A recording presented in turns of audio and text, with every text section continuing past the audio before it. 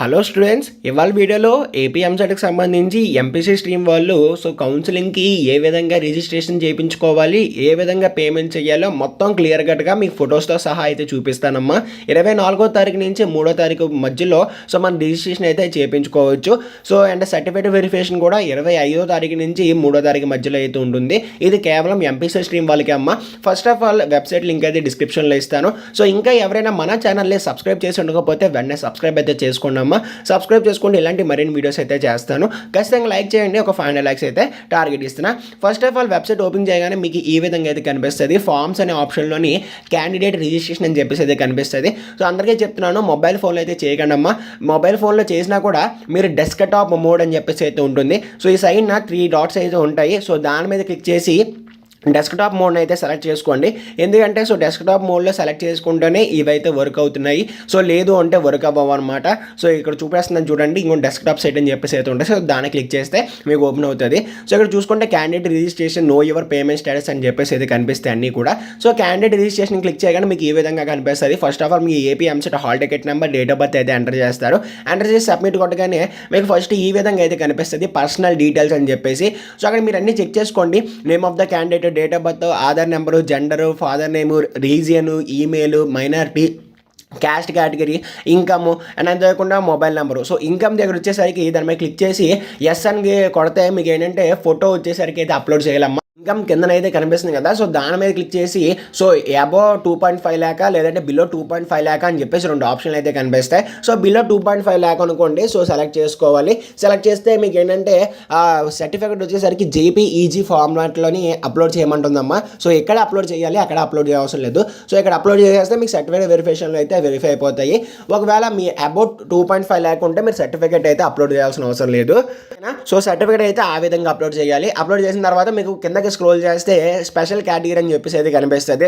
For example మీకు ఏమైనా pH అంటే ఫిజికల్ హ్యాండిక్యాప్డ్ కావచ్చు, NCC, sports and games and అంతేకాకుండా ఏమైనా క్యాప్ సర్టిఫికేట్స్ కానీ ఏమైనా ఉంటే ఇక్కడ ఎస్ అని చెప్పేసి అయితే మనం అయితే సెలెక్ట్ చేసుకోవాలి. ఏ విధంగా సెలెక్ట్ చేసుకోవాలని అయితే ముందు వీడియోలో చెప్తాను. ఓకేనా. ఫస్ట్ ఆఫ్ ఆల్ మేమైతే సెలెక్ట్ చేసుకున్నాం నో అని చెప్పేసి సెలెక్ట్ చేసామన్నమాట. అది ఇక్కడ అయితే కనబడుతుంది అనమాట. అండ్ నెక్స్ట్ ఏంటంటే ఇవి అయిపోయిన తర్వాత మళ్ళీ ఇంకా స్క్రోల్ చేస్తే ఎడ్యుకేషనల్ డీటెయిల్స్ అనేవి అయితే కనిపిస్తాయి అమ్మా.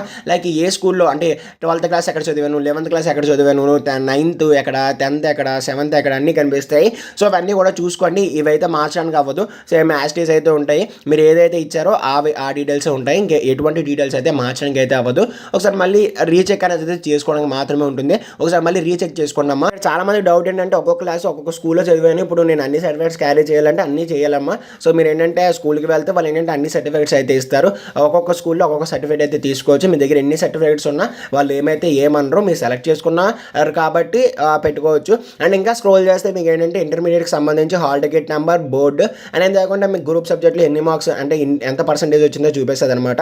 అండ్ ఇప్పుడు అన్నీ చూసారు కదా, ఇప్పుడు మీకు డీటెయిల్స్ అన్నీ చూపించాను కదా. ఇక్కడ చూసుకుంటే do you want to make any changes in the above information provided అని చెప్పేసి అయితే ఉంది కదా. అక్కడ నో అని చెప్పేసి అయితే ఉంది. దాని మీద క్లిక్ చేసి ఎస్ అని చెప్పేసి అయితే క్లిక్ చేయగానే మీకు అన్నీ కూడా ఓపెన్ అవుతాయమ్మా. ఓపెన్ అయితే దాని మీద ఒక్కొక్క డీటెయిల్ ఏమైనా మార్చుకోవాలంటే మొబైల్ నెంబర్ మార్చుకోవాలంటే మొబైల్ నెంబర్ మార్చుకోవచ్చు, లేదంటే నేమ్ ఏమైనా మార్చుకోవాలంటే నేమ్ మార్చుకోవచ్చు. అండ్ ఇంకా చిన్న చిన్న డీటెయిల్స్ ఏమైనా ఉంటే అవన్నీ కూడా ఫాదర్ నేమ్, మదర్ నేమ్ ఇవన్నీ కూడా మార్చుకోవచ్చు అనమాట. కేవలం ఎస్ అని క్లిక్ చేస్తేనే మీరు మార్చుకోగలరు. ఓకేనా. ఇక్కడ చూడండి do you want to make any changes అని చెప్పేసి అయితే కదా. దాని మీద క్లిక్ చేసి ఎస్ అని క్లిక్ చేస్తేనే మీకు ఓపెన్ అవుతుంది, లేదంటే ఓపెన్ అవ్వదు. అండ్ పక్కన చూసుకున్నట్టయితే సెలెక్ట్ హెచ్ఎల్సి అంటే ఇది మామూలుగా సెలెక్ట్ అయితే చేసుకోవాలి ఖచ్చితంగా. దాని మీద క్లిక్ చేసి మీకు అన్ని హెచ్ఎల్సి లిస్ట్ అయితే కనిపిస్తుంది. ఫర్ ఎగ్జాంపుల్ మన వైజాగ్ కాబట్టి వైజాగ్ దగ్గరలో ఏదైతే హెచ్ఎల్సి కనిపిస్తుందో దాని మీద క్లిక్ చేస్తాను. క్లిక్ చేసి సెలెక్ట్ అయితే చేసుకుంటాను. అవన్నీ చూసిన తర్వాత అన్నీ కరెక్ట్గా ఉన్నాయి అని 100కి 200% అనుకున్న తర్వాత ఇక్కడ ఐ డూ హెర్బీ అని చెప్పేసి అయితే కనిపిస్తుంది కదా. దాని మీద అయితే క్లిక్ చేయాలన్నమాట.